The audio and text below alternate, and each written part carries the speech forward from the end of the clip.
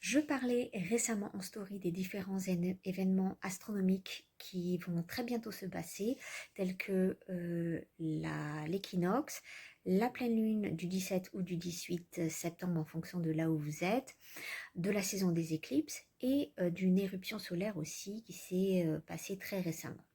Tous ces événements qui ont une certaine vibration nous impactent tous, plus ou moins intensément en fonction de notre sensibilité et de notre chemin de vie.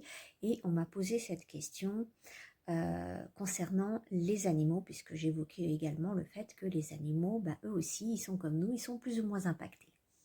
Alors au moment des équinoxes, printemps ou automne, j'observe souvent les animaux, alors là je parle que des animaux qui vivent avec nous, je ne parle pas des animaux sauvages.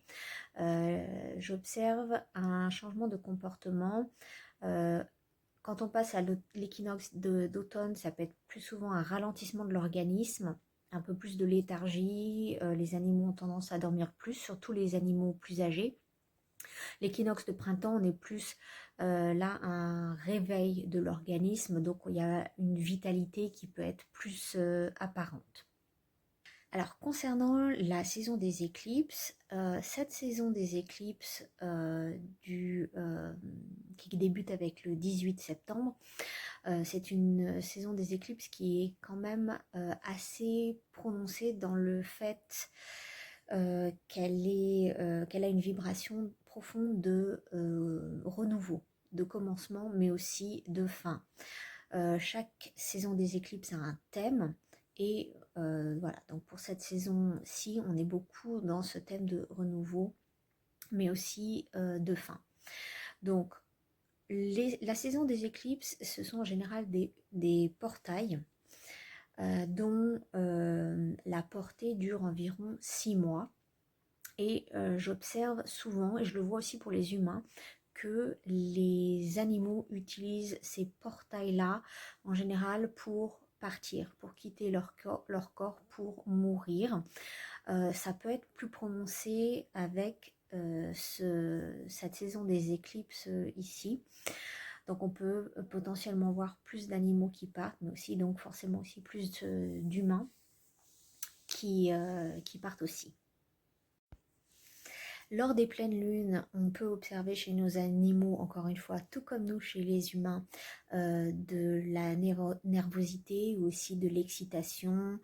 Ça peut être un petit peu plus subtil chez nos animaux que chez nous, mais ça dépend aussi de leur sensibilité, de leur personnalité et aussi de leur propre chemin de vie. Et pour finir, en ce qui concerne les éruptions solaires, personnellement, je suis extrêmement sensible aux éruptions solaires. Un petit peu moins maintenant, mais c'est quelque chose qui m'impacte au niveau nervosité, anxiété. C'est assez perturbant pour moi, beaucoup moins maintenant.